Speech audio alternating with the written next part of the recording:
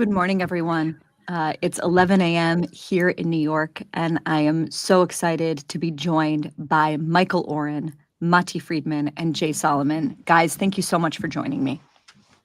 Thank you. Good to be in the Bari, as always. I want to introduce all of you, and then we'll get right into it. Before I do, I want to note to everyone who is joining that there will be an opportunity to answer your questions. So please, as the conversation is going, don't hesitate. Share them in the chat. My producers are going to be pulling the best of those, and I will put them to Jay, Michael, and Matti. So on the off chance that you don't know who Jay Solomon, Michael Oren, or Matti Friedman are, let me give them a brief introduction. Michael Oren, of course, is the former Israeli ambassador to the U.S. He served as ambassador from 2009 to 2013. He's also a former member of Knesset. He's the author of several books, including, and I think relevant to this conversation, Ally, My Journey Across the American-Israeli Divide. He is joined by Jay Solomon. Jay Solomon is an investigative reporter who has covered Iran and the Middle East for decades. He just published an explosive piece this morning for the Free Press titled, "Did Iran Just Sneak Out Critical Nuclear Material from Fordow?" And we're going to be talking about that today. Last but not least is Matti Friedman. Matti Friedman is the Jerusalem correspondent for the Free Press. He's the author of several books. I've read all of them. The latest is called Who by Fire? Leonard Cohen in the Sinai. And his piece just up this morning is called After the Bombs, American B-2s Just Changed the Middle East. Now it's time to return the region to the humans who live there. If you guys haven't read those pieces, please go and do so after this conversation. And that's, of course, where I want to begin. On Saturday night, at least Saturday night, New York time, I guess it was the middle of the night, Israel time, 7 B-2 bombers that I think left from Missouri and flew a total of 37 hours. One of those pilots was a woman, which was interesting. And with those 7 B-2 bombers and 30,000-pound bunker buster bombs, Donald Trump and the White House changed the course of the war. So I want to begin with that question. And Matti, maybe let's begin with you. Matti is joining us from Jerusalem. Michael's in Tel Aviv. Before we get to the strategic questions of what this means, Matti, give us a sense emotionally. Give us a sense of what this has felt like on the ground. Israel, of course, has been at war for 20 months with Hamas in Gaza. 10 days ago, the war began with the paymasters of Hamas as their proxy with Iran. Then, of course, America enters the war on Saturday night. How do things feel different if they do at all?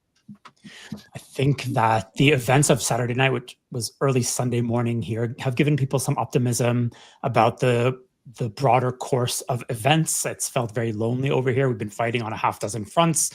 We've had, of course, American support, but it hasn't been clear that there would be direct American intervention.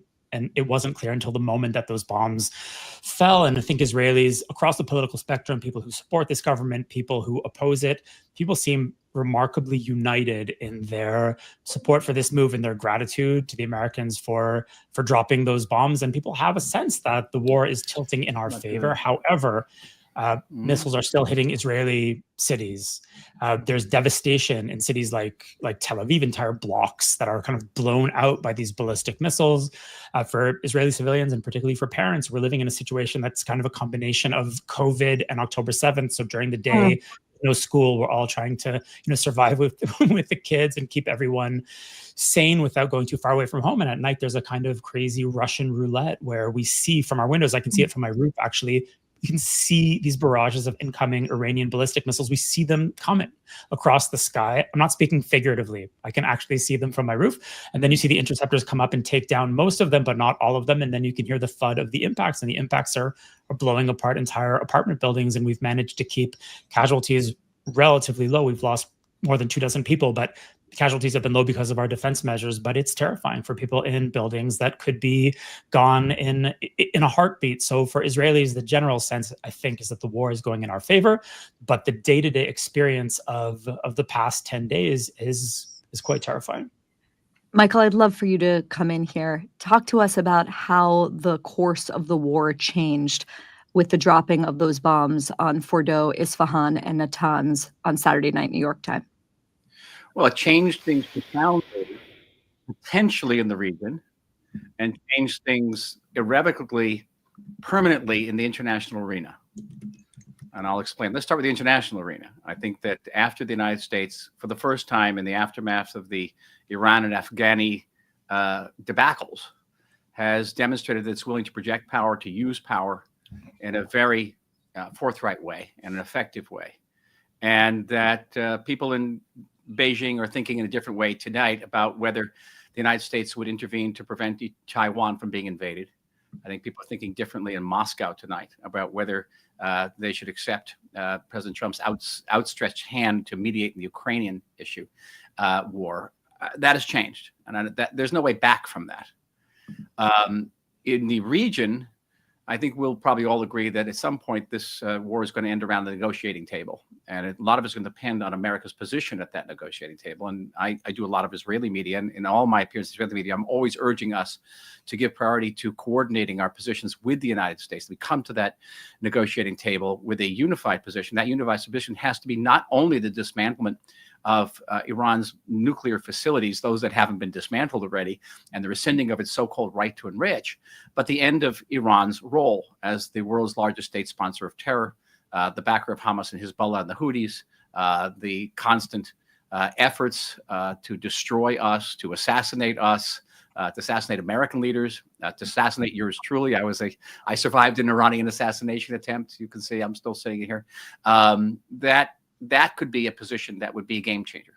And the game changer, Barry, would be meaning possibly peace between Israel and Lebanon, peace between Israel and Syria, if Syria coheres, peace certainly between Israel and Saudi Arabia, resolution of the Gaza situation, release of our hostages, some progress toward a diplomatic horizon for the Palestinians, and who knows, down the road, peace between Israel and Iran. That is a new age for the region. You saw a piece that I wrote earlier in the week. You were very kindly in posting it, where I said that Donald Trump could be the great peacemaker of the 21st century. But it requires a tremendous amount of backbone at that negotiating table and bringing around to that, and coordinated with the Israeli position as well. So I say potentially a game changer in the region already.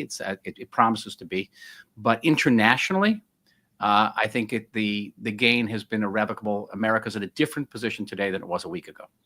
The premise, of course, behind that beautiful vision you just laid out is the total dismantling of Iran's nuclear program. And I think the most urgent question that we woke up to today is the question of how much damage those bunker buster bombs actually accomplished. The initial message out of the White House was that this program had been completely and totally obliterated. The Pentagon Defense Chief Pete Hegseth briefed reporters on Sunday morning, and he said it was an incredible and overwhelming success. But the reality, Jay, as you report in our pages today, is a bit more complicated. You explain that, well, why don't you tell us what your reporting showed? Well, I think that the bombings on Saturday, probably did destroy the ability of Iran to enrich uranium at Fordo, which was this underground facility, at Natanz, which was kind of the biggest enrichment site, and also the ability to convert nuclear materials at Isfahan. So I think when they describe that they've essentially destroyed Iran's capabilities in this site, even though battle assessments still need to be done, I think probably that's true. But the question the story really raised is, A, the Iranians have been pretty vocal since mid-May, late May, that they were going to move equipment, nuclear materials out of these sites. And we had this kind of interesting opening in the story today about cargo trucks moving up to Fordo at the end of last week. There's also reports of trucks moving around Isfahan, where probably most of the highly enriched uranium was being held. So there's immediate questions about, what happens to Iran's fissile material, its stockpile of highly enriched uranium. And Vice President Vance kind of raised that yesterday in some of his TV appearances, saying we need to find out where they are. Then the other question is, Iran has had this nuclear program going overtly, covertly since the late 90s. And there was almost always a very secretive part of this. And the Iranian officials have said publicly, we have a third site. They said that, I think, in late May, and people are trying to understand where that might be. I think the IAEA said this might have been buried around Isfahan as well. But the Iranians have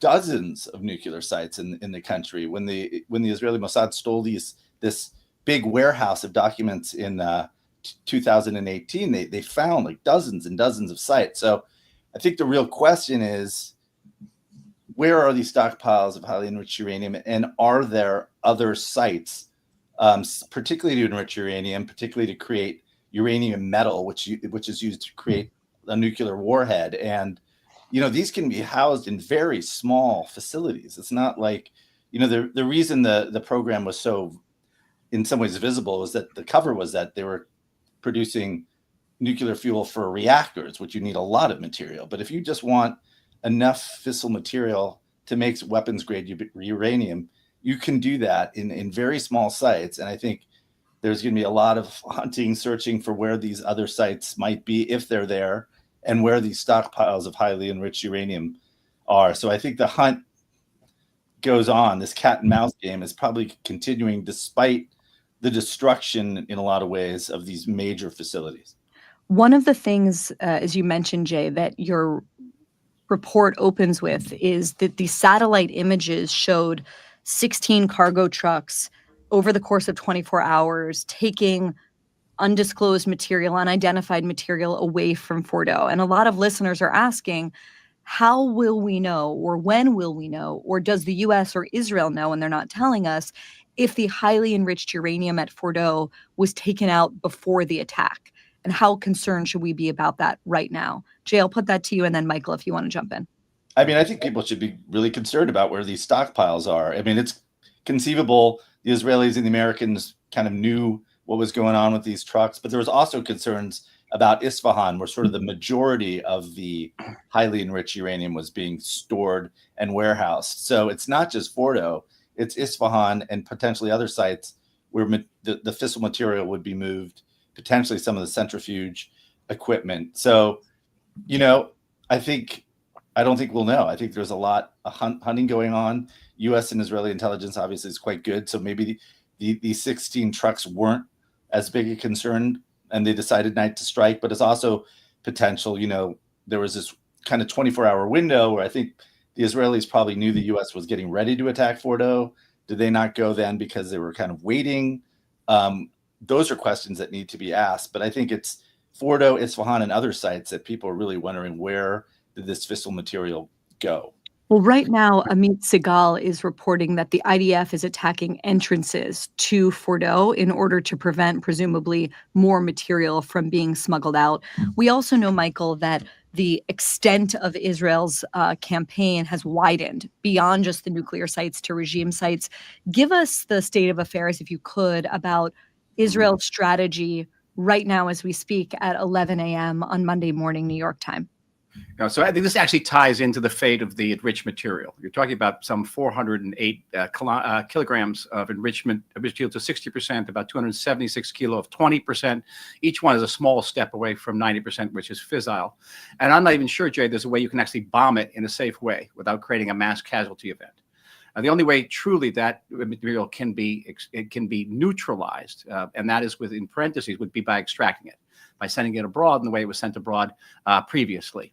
And that can, again, we go back to the negotiating table. And going back to the negotiating table, we once again ask the question, okay, who's coming to the other side of the negotiating table on the Iranian side? And that brings us to the change in Israel's bombing strategy as of this morning. And the recent statement by the White House, again, 2 steps forward, 1 step back, of saying we want regime change. And then most recently in the last hour saying we don't want regime change.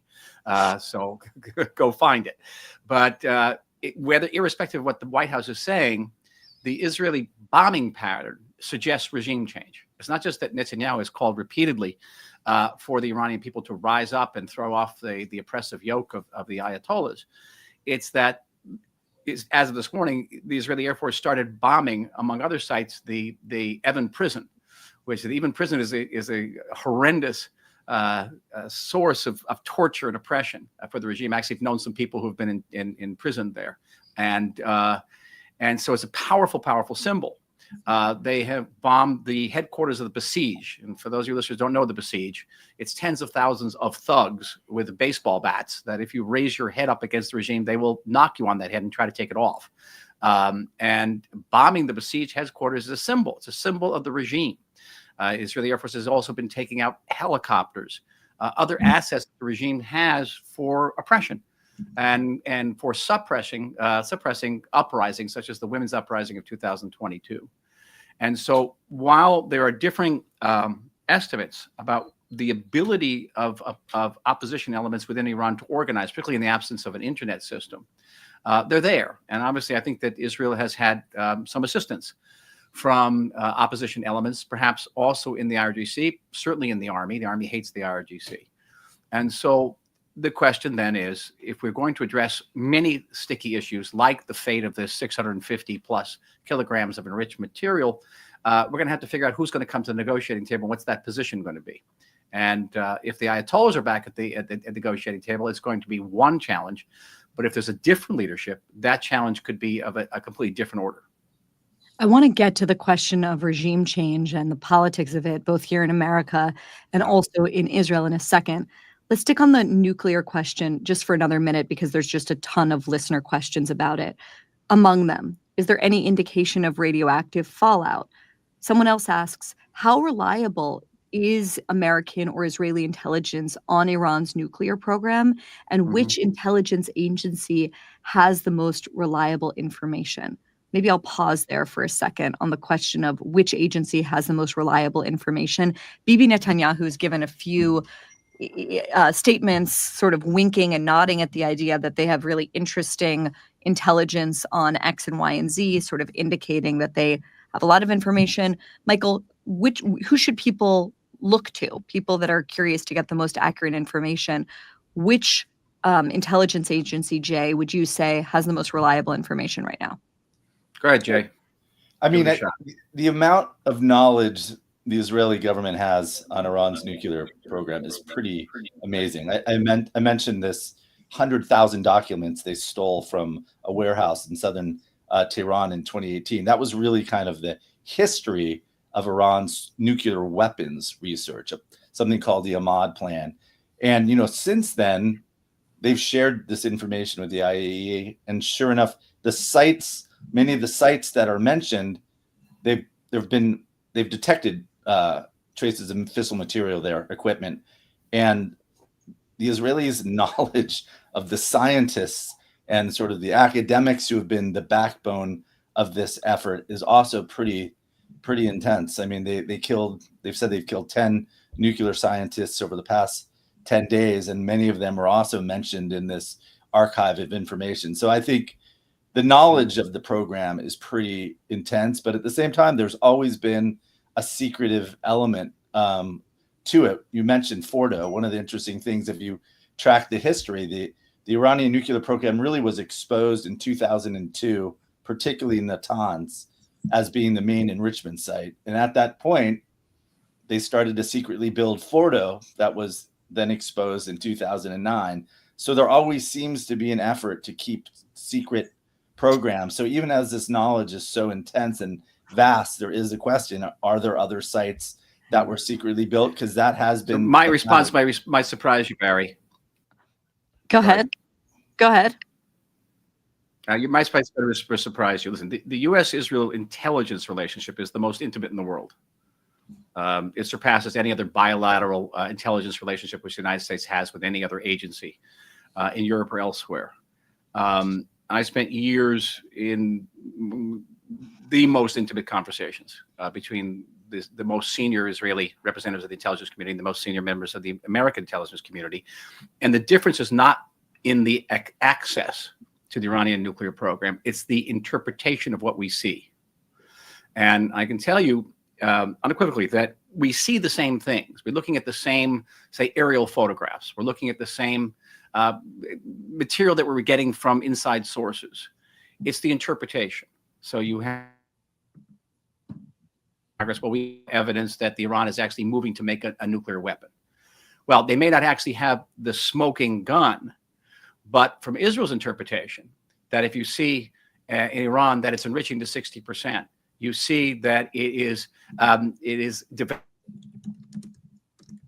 as Jay mentioned, the Ahmad program that was revealed in the material that was taken out of the Tehran nuclear archive by Mossad agents in 2018. You know that they are working on a warhead. You put that all together, and you have a picture which becomes increasingly clear of an Iran that's moving toward military nuclear capabilities. Now, is it a smoking gun? Do you actually say, has an order been given by the supreme leader to put this all together and make the nuclear warhead? No. America, and I'm going to say something that's tautological. America's a big country. It's far away from the Middle East. It's not surrounded by enemies that want to destroy it. Israel's a small country, and we are threatened with national annihilation by proxies and by the Iranian country that operates them. So our margin for error on the nuclear issue is exactly zero, exactly zero. And I want to quote an eminent source who I know that all of you know. It's Yaakov Amidjor, who is the former national security advisor for the state of Israel, a person I have very high regard for. He had 4 lines that he used to give to our American counterparts at these discussions. And I want to quote him. He would say the following: "It's not yet, not we're too late. We're too late is the death of this country and the death of our families. And that is the difference between the interpretation of the material on the behalf of the United States and Israel." I want to ask one more question about the nuclear program, and then I want to pan out a little bit more. The headline for people who are just seeing an enormous amount of information coming out, the White House kind of seeming very, very bullish on what they've accomplished, reporting suggesting otherwise. Is the headline here, Jay, that the program has been set back dramatically but not dismantled or destroyed? Is that the headline? Yeah, I think it's right. I think in the story we say it's been probably put back months, if not years, as far as what we describe as the breakout time. If it really decided it wanted to produce weapons-grade uranium, how fast could they do it? Enough for a bomb. So it has been degraded, but I still think there are these stockpiles, there are these apparent other enrichment sites. Unless there's either a negotiated settlement, as Ambassador said, or there is extraction, there's still going to be a lot of concern about this nuclear program, and it will remain a threat for sure. Okay, I want to kind of pan out a little bit and talk about how we got here. And I see this in kind of 2 tranches of time, or maybe 3. One is the story that began on October 7th, 2023. One is the story that began with Obama's Iran deal. And one is maybe the whole history of the state of Israel. Maybe we'll leave the third for another conversation. Let's see if we can get to it. I want to begin, Matti, with you about answering the first question, because if we go back 20 months to October 7th, 2023, I have not been alive for a more devastating day in Jewish history. I've not been alive for a more devastating day in Israeli history. Now the picture feels so dramatically different. And I would love for you to just talk a little bit about how, in a way, the war that began on October 7th made this war against Iran's nuclear program possible. I think that there's a lot of talk today, quite rightly, about the unintended consequences of Hamas's decision to attack on October 7th. And, we wrote a piece a couple months in that I wrote called "The Wisdom of Hamas," about things that I think Hamas perceived about their position in the world and the hostility to Israel that I think we didn't correctly perceive. And 20 months into the war, you look around the Middle East and you see that Hamas has been not defeated, and that's important to remember, but crippled, and Hezbollah has been decapitated and is currently more or less dysfunctional, and the Assad regime has fallen, and now it looks like the Iranians have been exposed as a paper tiger. And even if their nuclear program has only been set back a few months or years, I think that the revelation that the Iranians were never as powerful as they were thought to be, the revelation that Israeli airplanes can operate freely in their skies and carry out acts, I think almost acts of poetry, right? They're not taking out military targets today. They're taking out the doomsday clock that the Iranian regime put up in the center of Tehran. That's not a military target. That's almost a poetic or a literary target. And the fact is that the Air Force seems to have, leeway to do that kind of thing. And that has been exposed, in the progression from October 7th to that is quite incredible. From that day of an utter collapse of the Israeli military, we had 5,000, I think is the number, terrorists rampaging through southern Israel. The army was basically nowhere to be seen. Civilian communities were overrun. There are people who go into their safe room at about 6:30 a.m. on Saturday morning, October 7th. And I met a woman who was rescued at about lunchtime on Sunday. And this is all happening about an hour and a half drive from Tel Aviv.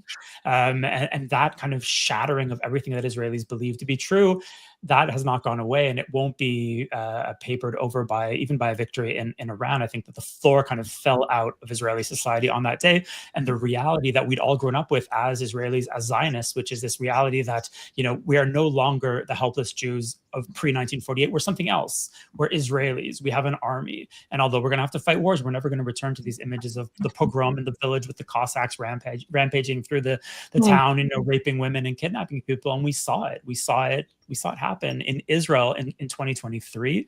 And the faith in the leadership was undermined, and the faith in the army was undermined, and the faith in our whole take on reality was completely shattered. So we've seen a progression over the past 20 months toward something. I don't want to use the word victory because it's not there yet, but it's definitely looking very different than it was 20 months ago. And I think that a lot depends, as Michael said, on the way we can somehow leverage this, not just, you know, to cripple our enemies, but to leverage this into some kind of diplomatic change in our place in the Middle East. This is a terrible war, but a war is also an elastic moment where the previous rules don't apply. And we saw it in World War II, and we saw it in World War I.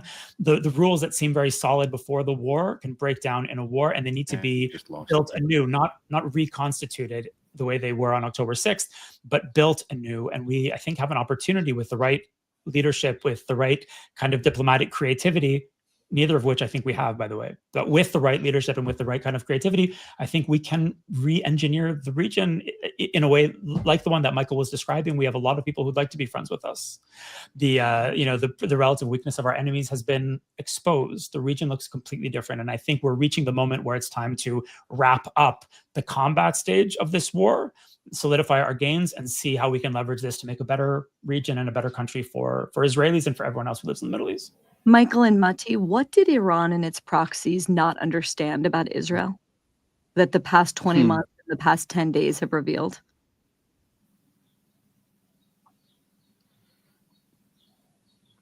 I want to, Bear, can you hear me?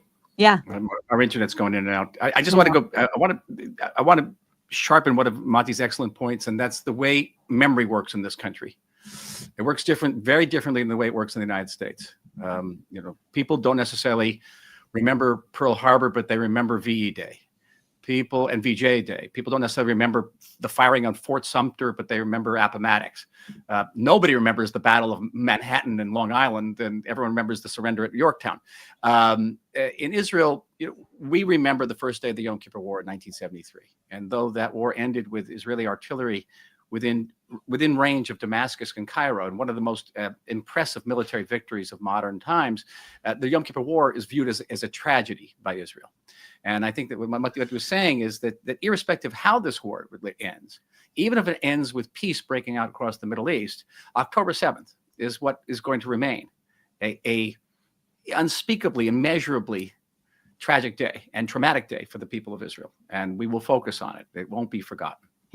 What the Iranians got wrong of us, what Hamas got wrong about us, was the degree to which we rally. That was simple. I've looked at the Hamas documents that we've recovered from Gaza. They all thought that they all deduced from the great divisions surrounding the judicial reform in this country, the refusal of especially pilots to report for reserve duty, that we were permanently divided and we were rendered vulnerable. And they were completely unprepared for the way in which Israel unified, rallied, and those very pilots who were refusing to serve, they showed up on the first day to fly. Now, a lot of that unity has frayed over the course of the last 20 months. It has been renewed by this war. My guess is that the minute this war ends, we will go back, to protesting in the streets in various ways for and against this government. And Netanyahu will had a brief sort of interregnum of being a unifying figure who'll go back to being the ultimate divisive figure. It's the nature of Israeli politics. But I derive tremendous optimism from the generation of Gaza.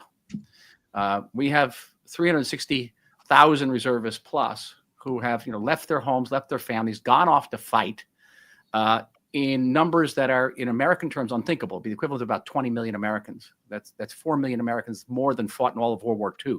And where else does this happen? And does someone pick up a gun and go out and fight for Belgium today, or Spain, or even Italy? This is extraordinary. And this generation has fought in ways, Matti and I were both in Lebanon. And we experienced combat, but nothing like these young people. 24/7 combat over hundreds of days.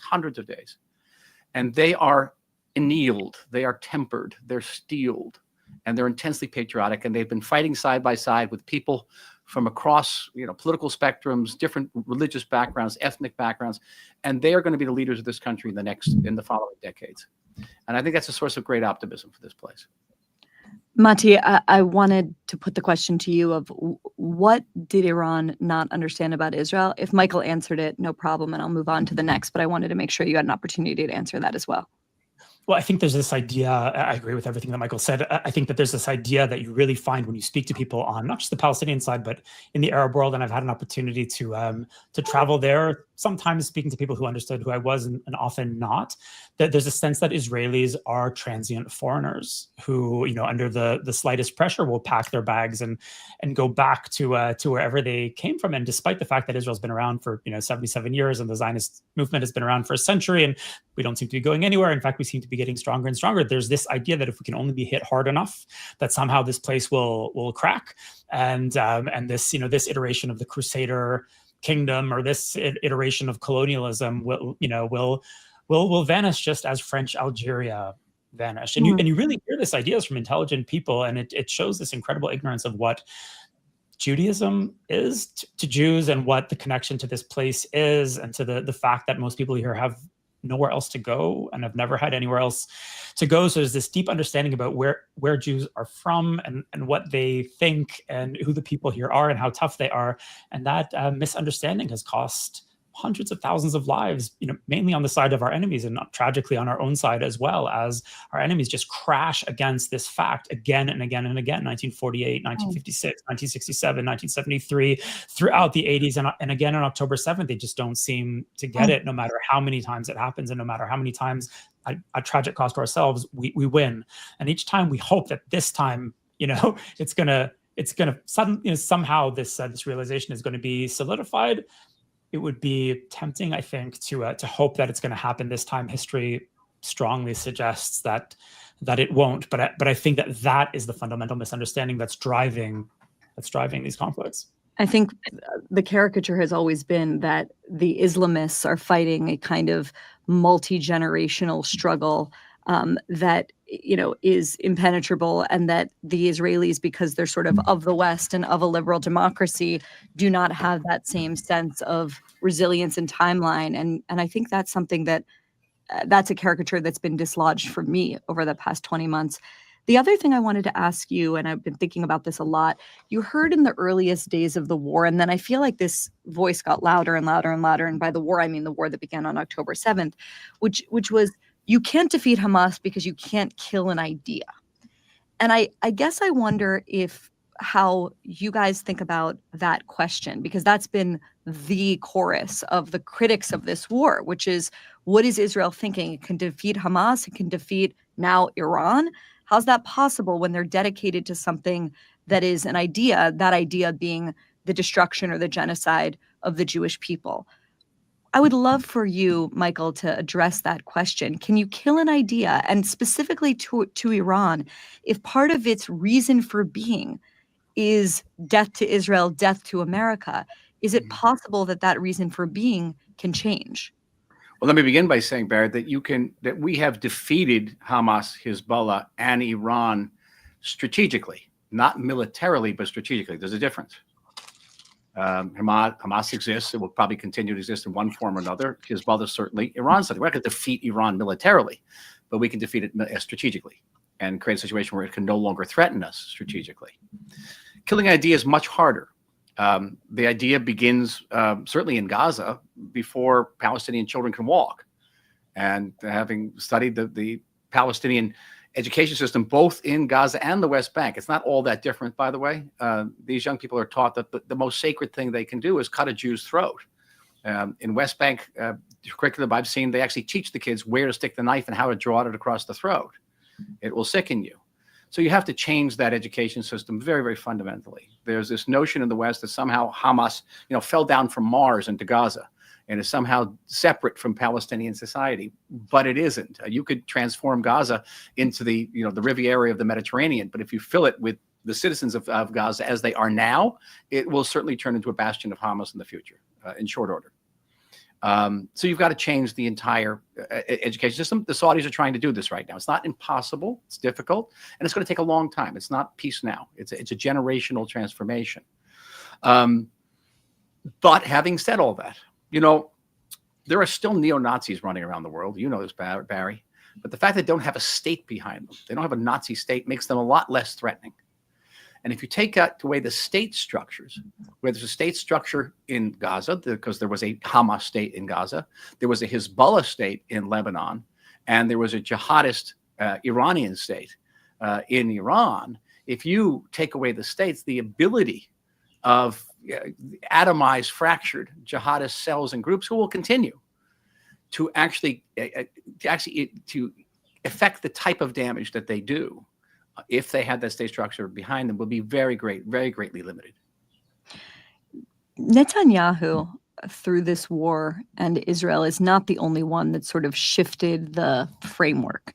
The other person, of course, that has shifted the framework fundamentally is Trump, right? An attack on Iran's nuclear facilities was rejected by Obama, but not just Obama, but by Biden and Bush. And the policy was sort of, let's be generous, diplomacy, let's not be generous, appeasement. Now Trump is offering a very different vision. Jay, I would love if you could speak to sort of the gravity of this shift and what it means for American politics and an American public that, is grossed out, let's just say, by the idea of regime change, voted for Trump in part because he promised to end the forever wars and is now tweeting on Truth Social, make Iran great again. Make sense of us, if you can, of the domestic ramifications of what Donald Trump has just done. And then let's broaden out to talk about the ramifications that this strike will have on the region. But let's start with politics here at home, Jay. I mean, I think a lot depends on what happens in the next, days or weeks. If Iran essentially, shoots off a few missiles or does a few mines, but it's a limited military engagement, and they do somehow return to the negotiating table, I think the political cost to Trump might be very low. It could be a big plus if he's really seen as the politician who put an end to these decades of on again, off again negotiations when Iran's nuclear program kept building. I think it could be a big win, but it really depends on what happens going ahead. And I will say there does seem to be a sense in Trump's view that isn't that different than Obama in some ways. I mean, the JCPOA of 2015 was kind of couched on the idea that, we kind of cool things off, and the Iranian government will want to engage with the world economically. It will want to do business. And you still hear that a lot from Trump.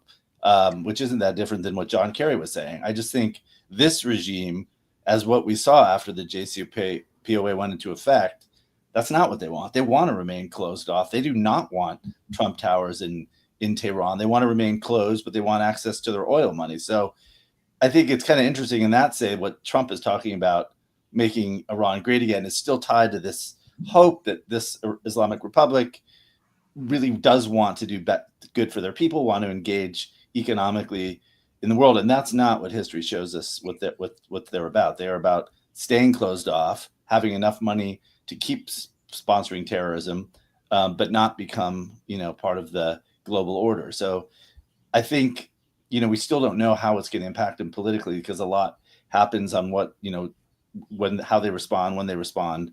But I do think if he hopes that he could sort of seduce this regime into being a business partner, that's not going to happen.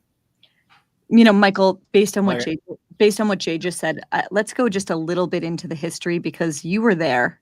Like Right. you had a front row seat to all of it. And I want to just take a beat with you to talk about how we got to this moment. You were Israel's ambassador to the US during the Obama years. You document all of this in your important book, ally. And I would love if you can just kind of go back in time a little bit and characterize the ethos of the Obama years toward the Middle East and specifically to Iran, and draw a line for us between those years and the moment that we find ourselves in right now. Well, it's interesting because I'm involved in a debate this week. There's no small amount of American officials, experts, certainly Democratic members of Congress who've said that all of this has happened. This war broke out because Donald Trump withdrew from in 2018 from the JCPOA. When the fact of the matter is, this war is a direct result of the JCPOA. It is not Trump's war. It's actually Obama's war. And I'll explain why. Again, going back to what I said earlier, how we all looked at the same material, we saw the same information, but we had philosophical differences. We saw in Iran that was embarking on a military nuclear program, and the Obama administration saw a country that wanted respect, that felt insulted by the overthrow of Mossadegh in 1953. I'm being very accurate about this, and that if it was engaged with respect and economic incentives, would become, quote unquote, I'm quoting the president here, become a responsible regional power, unquote. That's a very deep philosophical difference. And what was the JCPOA? We now know from Bill Burns' memoirs, back channel, that even before the first secret meetings between Bill Burns, Jake Sullivan, and the Iranian representatives on the island of Oman in November 2013, that the Obama administration already conceded the right to enrich, which, by the way, does not exist. There is no right to enrich. Already conceded. Now, what is this war about? It's about the right to enrich. It's not about pulling out of the right to enrich. It was about granting the right to enrich and getting nothing in return. The JCPOA, yes, put limits on the enrichment to 3.4%. It shipped 98% of the stockpile outside, but the JCPOA didn't put any limits on more advanced centrifuges that ultimately would enrich uranium at 6 times the rate of 2015, which meant that Iran, with a single decision, could replenish all of its stockpile in a matter of weeks and perhaps even days. The JCPOA did nothing about the ballistic system, the ballistic missile capabilities of Iran. In fact, it actually lifted UN sanctions on the ballistic system. It said of 170 pages of the JCPOA, half a page exactly, was dedicated to weaponization with no teeth. By the way, it just said don't make a warhead. It was risible. The JCPOA put sunset clauses. Guess what? When those sunset clauses were set to expire, 2025. And after the expiration of the sunset clauses, Iran would be able to enrich uranium at an industrial rate without any restrictions. How? This war happened because of the JCPOA. And the last point, enriched Iran and gave it the money that it could give $1 billion to Hezbollah after this. $1 billion. The JCPOA funded October 7th. Let's go deeper, though. And Matti and Jay, I'd love for you guys to jump in here. What did the Obama White House, its experts, its analysts, all the brilliant, pointy heads of that administration, when they thought that what Iran just wanted was sort of regional respect and that they would do other things with the money?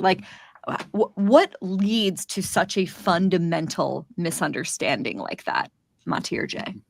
I mean, I covered those talks extremely closely and, interviewed John Kerry about it. He saw it as a peace agreement. He looked at it through the lens of the Vietnam War, that, we had been sucked into Vietnam and we lost a generation. And this, I think he didn't personally, I don't think he took the nuclear program that seriously. He thought it was kind of a made up, threat that was made to block relations between the US and Iran.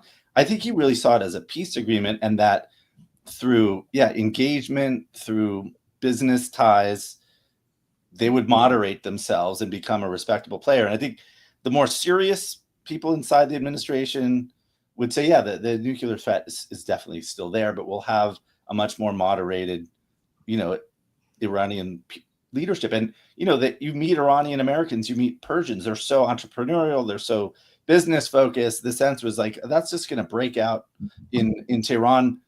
People will go back, they'll be the tip of the spear, and we'll have a totally different Iran. That was the worldview. And I thought it was interesting because almost immediately after the JCPOA, the Iranians started to arrest certain Iranian Americans who were coming back to try to do business. I think that was a very clear shot early on that this ain't happening. this is a short-term deal. We want our oil money, but we're not changing. So I do think it was really a belief that engagement, and similar to how China was, that was going to change the politics and the worldview of this country. Michael,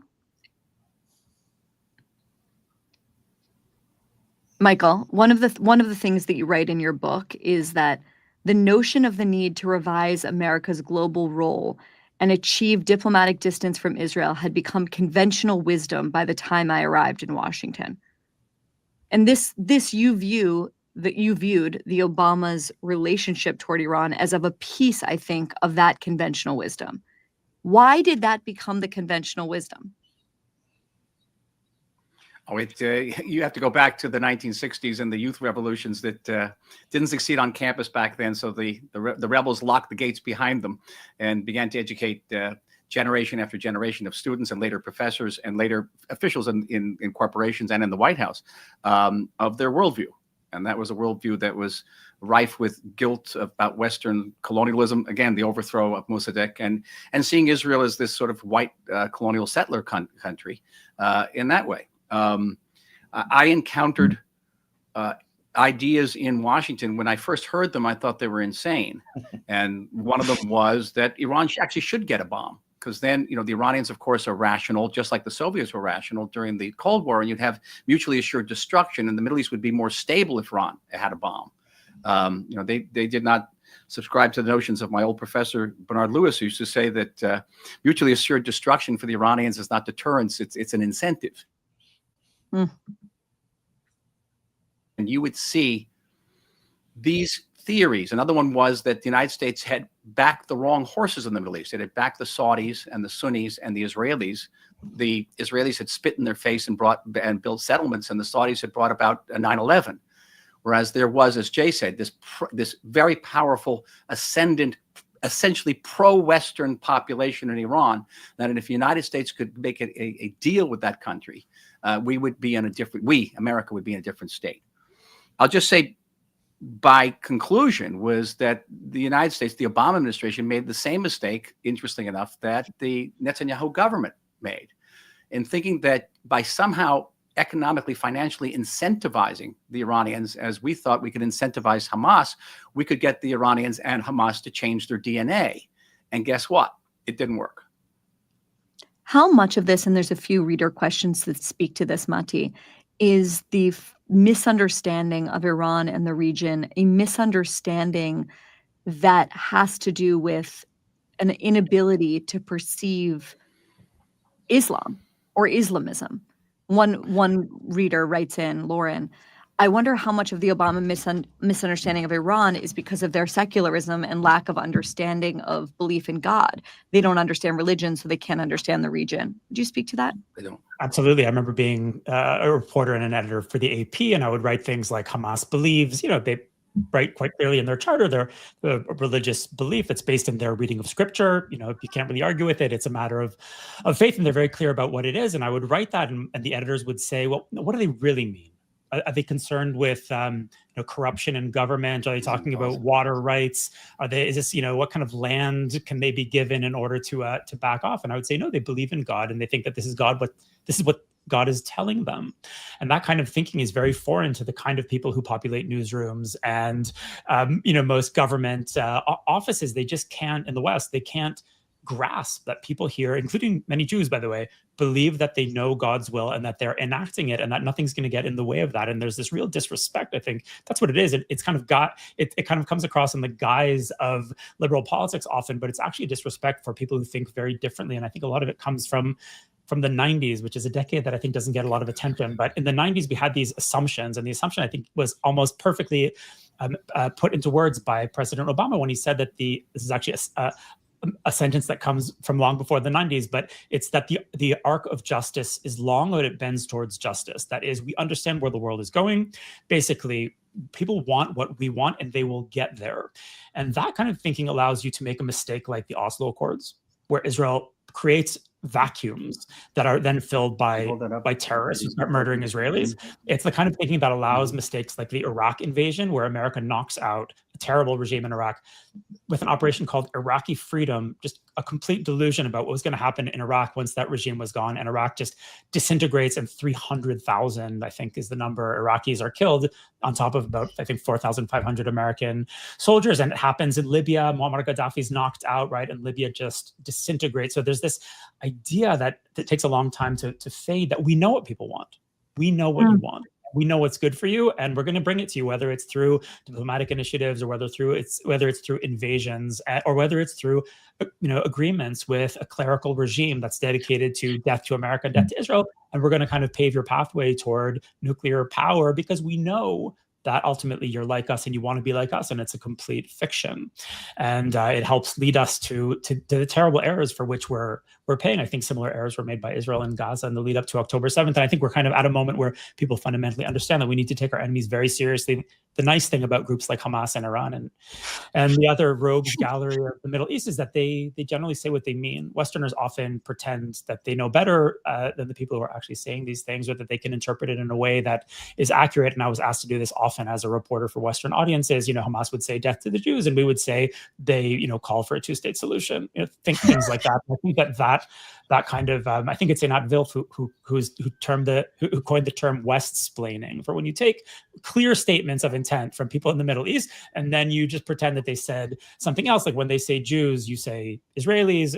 There's a whole industry of mistranslation that has led us to these terrible misunderstandings, and they cross political lines, misunderstandings that were shared in different ways by Obama and by Bush and by the Israelis over different periods of time. And I think, whatever you can say about Trump, and there's a lot you can say about him, he doesn't seem to share the same kinds of misunderstandings. I'm sure he has others. Okay, well, Matti, you mentioned Libya and the chaos in Libya, Syria, the chaos in Syria, Iraq, and the number of people, Iraqis, that died in that war, to say nothing of American soldiers. And I think a lot of people think about the events of the past 20 years in the Middle East and think, could we be heading for a similar catastrophe here in Iran? So I think the proper place to sort of take this conversation in the last act is talk about what's going to come next in the coming days, in the coming weeks. And I think many people are asking themselves, is this, was the bombing campaign on the part of America the beginning of the end, or the end of the beginning of a much longer war? People are very, very concerned about what could be happening in the Strait of Hormuz. This is this very narrow water passageway between Oman and Iran that's a choke point for oil exports from the Middle East. It's critically important to the world economy. Iran is sort of making saber-rattling, threatening to close the Strait of Hormuz. Like, what can we expect next? For someone tuning in and thinking like, is the economy going to fall apart in the coming days because of this? Let's give them a little bit of a sense of what each of you predicts. So, Michael, let's start with you. I should add, by the way, that Qatar, I think, has closed its airspace. Saudi has raised the threat level to an extreme threat level. Qatar closed its airspace, by the way, since we've been online. There's lots of sort of shutdowns of embassies in the region. Things are not looking like they're calming down, at least in the short term. Jay, maybe let's start with you here. What do you think the next steps of this war are going to be? I think it's going to be interesting if in the short term the Iranians pull out of the nuclear non-proliferation treaty. That's one step they've been talking about, and that would be kind of a real threat, explicit, that they were going to try to weaponize, or they wouldn't pull out. And then, I think the major questions: do they start trying to hit U.S. bases in Iraq? Do they try to mine the Strait of Hormuz? Do they take other actions? Do they go asymmetrical and exact, terrorist attacks against Israeli and Jewish sites around the globe? Those are all in play, and I think those are, really what to worry about. One interesting thing about Iraq that I still think a lot of Americans don't realize is that, that the war in Iraq was really bad because the Iranians and their allies in Syria very much were part of that civil war. They were funding and training the opposite ends of the civil war. The Iranians were backing the Shia militias. Assad was sort of facilitating al-Qaeda in Iraq. The fact that the conflict now is so much more direct, the Iranians are not hiding behind these other actors. They're much more vulnerable. Their air defenses are gone. So I personally am a little more to the view that they will not want to tempt the U.S. into a direct conflict that essentially puts the regime at risk. They will probably do some military actions. They might keep sprinting for a nuclear weapon, but I'm a little personally skeptical we're going to see that much of a sustained and direct U.S.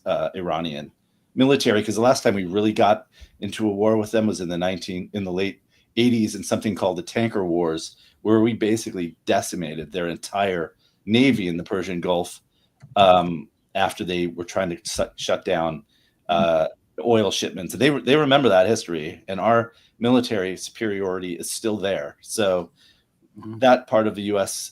Iranian history, I don't think people know enough about, but it's definitely part of the Revolutionary Guard and Iranian military thinking.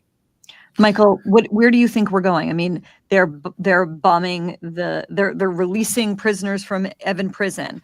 They're bombing regime targets, not just nuclear targets, as we mentioned. Israel's hacking into the official Iranian broadcast system and showing women cutting their hair and showing their hair, cutting their hair, with the little image of the Operation Rising Lion insignia with the roaring lion in the corner. Where is this going?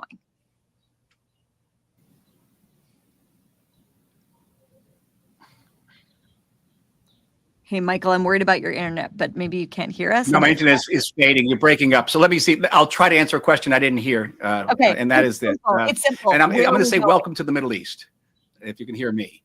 And the Middle East things don't necessarily pan out the way you think they're going to pan out. And I can conceive a situation where the Iranian regime, with its back to the wall, would do the equivalent of what we call in the military calling it an artillery barrage on your own position.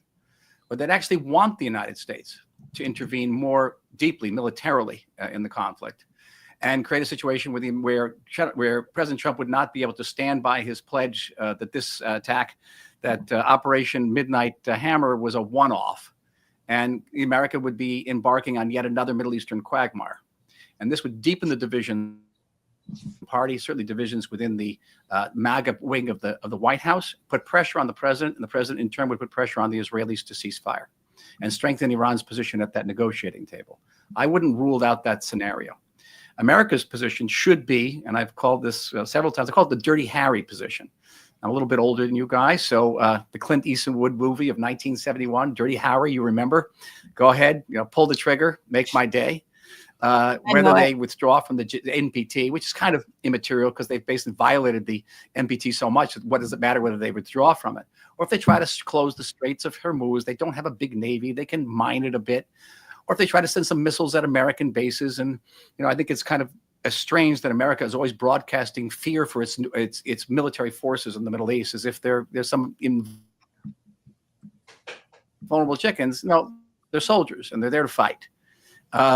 The America can respond massively, painfully to the Iranians. And that should be their Dirty Harry approach, which is go ahead, pull the trigger, make my... It may cause further divisions, deep divisions within the White House and the MAGA movement, but it could pan out. Or there could be a sea change in Iran. We don't know. We don't know what's happening with the army. The army hates the IRGC. We don't know what the bombing of Evin prison and the besieged headquarters is going to yield. We don't know. But as of today, members of the government have been signaling that Israel's ready to agree to a ceasefire, ready to start winding this down in return for reciprocity from the Iranians and some type of understanding that they're going to come to negotiation to discuss dismantlement and denuclearization of Iran. And I think it's a sound position. I think it's a prudent position, and one that should be, I think, welcomed in Washington. Matti, where do you think this is going? Because we've been talking about Iran unmentioned, and a few people asking questions raised it, and thank you guys for raising this, are some 50 hostages that still remain held by Hamas and Iranian proxy in Gaza. Where do you think things are going, and where does that war against Hamas in Gaza that's still continuing, where does that fit into all of this? And it was clear right before this last chapter of the war, the one against Iran, opened, that the Israeli public had basically lost faith in the war in Gaza, and polling information was pretty clear. Support in the government has dropped to below a third in some polls, and many voters who supported this coalition in the last election were also expressing a distrust in the leadership and in the continuation of the war in Gaza. The war in Gaza seems to have achieved what it is going to achieve, and there's pretty clear reasons that our government doesn't want to admit that. There are still 50 odd hostages in the hands of Hamas, more than 20 of them still alive as far as we know. And I think it's very hard for the government to admit that the twin goals of the war in Gaza, which were to completely dismantle Hamas's military abilities and release all the hostages, those goals are not going to be achievable at a cost that makes sense for Israel. We're losing soldiers even over the past week when everyone's focus has been on Iran. We've lost a bunch of soldiers in Gaza, and this is a toll that the Israeli public is not going to be able to live with, I think, for much longer. There are signs, again, they're being kind of papered over because there's a real unity behind the move in Iran, which I, as someone who's a critic of Netanyahu, think is absolutely a necessary move at the right time. And I respect Netanyahu and Trump for pushing the button on this one, but the Iran war has papered over a moment of acute crisis for Israelis. We have an acute crisis of trust in our leaders. We have deep divisions inside our society, which are going to make further military action tricky, right? We have to unify behind the army. We have to basically think that the orders that are being given to the army are motivated by the right factors, and many Israelis no longer believe that. This is a government that does not, generally speaking, enjoy the trust of the public, and we're approaching a point of real rupture in Israeli society. So I think that whatever happens in Iran, and it's impossible for me to predict, and whatever the Americans decide, and that's also way outside my wheelhouse, Israeli society very badly needs this 20-month war to come to a close. We need what has been achieved to be put in the bank. We need the possibility of another round of violence to be acknowledged. That is possible. There's not going to be a total victory, as Bibi has been advertising, and we're not steps away from victory in Gaza, which is what Netanyahu was saying a year ago.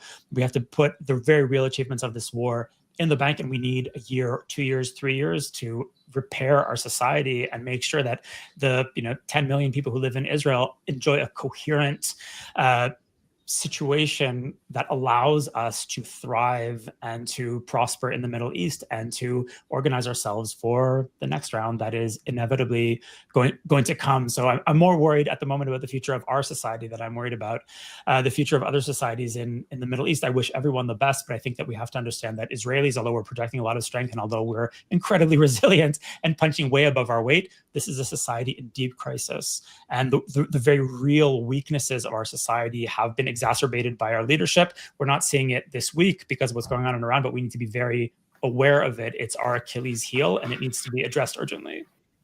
I want to ask one last question, and that is about the response of the West, especially among young people, especially among liberals and progressives. I'm going to leave aside the very strange response of many Democrats to the decision of the American president. Again, regardless of what you think about Trump, lots of Trump critics on this live stream right now, lots of Trump critics as readers of the Free Press. But the idea of robbing Iran of its ability to produce a nuclear weapon and set off a nuclear arms race in the Middle East seems to me to be a pretty damn good thing. We have an editorial saying that today up at the Free Press.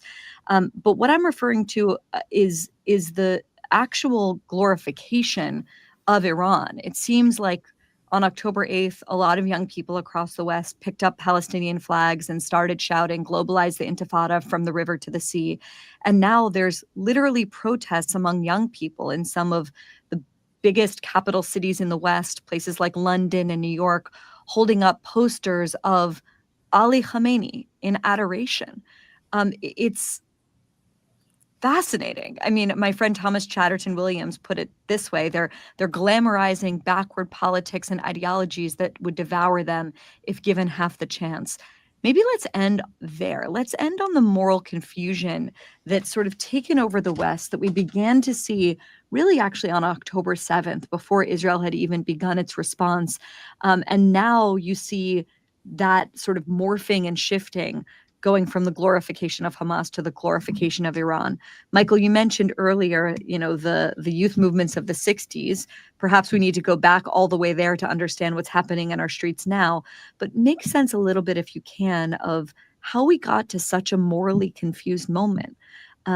Please. Well, one of it is what I mentioned earlier, is what happened on American campuses, particularly the elite American campuses. We provided generations of professors and leaders, both in the corporate world and in the government world. There's also just fads. You know, when I was 15, and I say this with great horror, I used to wear a Mao pin, right? Because it was cool to wear a Mao pin. If you ask me who Mao was, I knew about as much about Mao as the people protesting for Ali Khamenei or saying globalize the Intifada actually know what Intifada means and know what the Iranian regime means. It's what you do because you want to be like everybody else. You want to be different, but also like everybody else. But on a deeper level, it is a loss of a belief that your society, your civilization, is not only worth fighting for, it's not even worth preserving. And it's a self-image that is riddled with guilt, guilt for which none of these young people actually bear personal responsibility. And we are fortunate in Israel. We're fortunate in Israel that in spite of our many, many differences, and these differences, as Matti mentioned earlier, they will reemerge the day after this war ends. And we're going to be left with issues of, you know, whether the Haredim are going to enlist in the army or what would be the extent of the judicial reform. We have an elite, we have a loyal elite. You know, I've taught in some of these universities, and they have this wall that shows that inscribed on these walls are the names of all the graduates who died in America's wars, going back to the French and Indian War of the 1750s. And the list is very long. It gets very long around the Civil War, very long around World War I, World War II. But by Korea, it starts getting very short. By the time you hit Vietnam, it's some 3 or 4 people, and the wars afterward, nobody.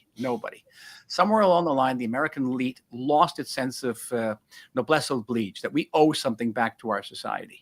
And I used to actually ask my students, who here would defend your country? And there'd be like one guy in the back, you know, say, I'm an ROTC. That's about it. We don't have that. We have a supreme elite. We have a tech elite that's willing to go out and fight, and willing to go out and fight and leave their families, leave their homes, risk their lives, knowing that they could come back, you know, irreparably damaged or not come back at all. And they, for the most part, keep doing it. There's been, before this round of the war, there was a serious fall off in the response to the reserve call off. But still, as we are sitting here, there are thousands and thousands of Israelis who are out there fighting. And we've, as mentioned earlier, we lost some of these reservists in the last week, with families, with children. So it's a tremendous advantage that Israel has. Whether this can be regained in the West is going to be a long-term proposition. It begins with the University of Austin, I want to say, and other efforts like that. The Free Press, plug, and sign up now. But it has to start somewhere. But it's a process. It's reversing, Barry. It's reversing 60 years of brainwashing. Not, you know, since the internet has been invented. It's much, much deeper than that. Matti, maybe we'll give you the final word here, because I don't know if anyone's written more beautifully about the moral confusion in the West. Obviously, you saw it inside the newsrooms of the Associated Press and saw the ways in which the West caricatured a place that is real and full of actual human beings. I can't recommend more highly. Matti, what's the essay, the big essay that you wrote? Please share the title with everyone so they can go and read it. It was called An Insider's Guide to the Most Important Story on Earth. Amazing piece, probably one of the most important pieces written in the past 20 years. Matti, let's give you the last word, with due respect to Jay and Michael, on what you're seeing across the West. Your piece, The Wisdom of Hamas, that you wrote for us earlier in the war, was one of the more devastating pieces I ever had to edit, because it really said something profound, not just about Hamas, but about what they saw in us, in our moral confusion, in our decadence. Michael says it's 60 years of reversal. Is it possible? Could it happen? Could there be a kind of ideological regime change here in America? Well, I'm Canadian, so it feels like I'm the wrong guy for this question. But I, you know, what I saw in my time in the press, going in quite naive and credulous about the American press and coming out very cynical, was that many of the institutions of the liberal West had been basically taken over by activists of the hard left who are hollowing out the institutions and repurposing them for a completely different goal. And I think you saw it a few years later at the New York Times, Bari, and many of us have seen it. Michael, I'm sure, has seen it in the universities, and it's happened in the NGO world, Amnesty, Human Rights Watch, ACLU. This is something big that's happened. Kind of ideological activists who are not committed to finding the truth or describing reality, but are rather committed to moving people toward the correct political conclusion. These people now control much of the discourse in the West, and they shape the stories. And Israel is just one of those stories. There are many other stories, and you can look at, stories about gender and stories about the origins of COVID, and you can look about the mental health of the last American president, and you can look at stories about the Hunter Biden laptop and the allegations of Russian interference in the first Trump term. And I mean, there are many stories that we see are basically activist fantasies that are driven not by a desire to find the truth, but to reshape the electorate using these very potent ideological fantasies. Fantasies about power, about white people and black people, about colonialists and natives. And these are incredibly potent stories that have really driven part of the, elite, for lack of a better term, in the West into this position of opposition to their own societies, where they're actually able to go out into the streets and wave the flags of terrorist organizations. And it's interesting to think about what Michael was saying, looking back at the 60s. Everyone thinks that the world started when they were born.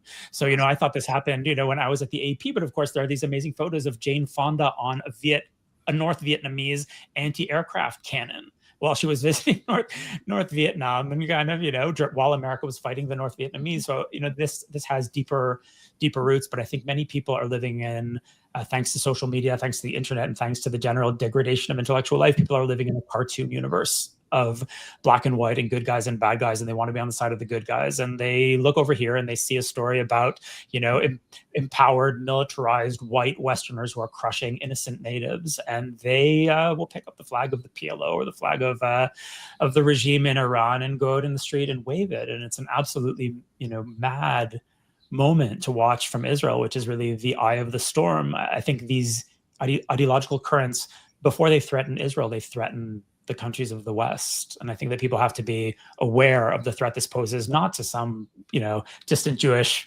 enclave in the Levant, but to the very health of the societies that, on which the hopes of the liberal West are pinned. America, the UK, France, Germany, a lot's at stake here. Okay, well, this is an unbelievably fast-moving story. We haven't stopped reporting on it for the past 10 days. I've lost total track of even what day of the week it is. I hear it's Monday. I think it's around noon. We are so lucky to be able to share Jay Solomon, Matti Friedman, and Michael Oren with all of you. As always, the only way that we're able to do the kind of work that we do at the Free Press, the kind of reporting, the kind of conversations, the kind of analysis is because of subscribers like you. So thank you all for supporting the work that we do. If by some chance you got on here and you're not a paid subscriber, you can become one today for just $10 a month by going to thefp.com and becoming a subscriber today. Matti, we're thinking about you. Michael, we're thinking about you. Jay, I'm always thinking about you. We'll text later about whatever your explosive story is going to be tomorrow. Gentlemen, thank you so much. We'll see you soon. Thank you, Barry. Baby. Bye-bye. Be well, everyone.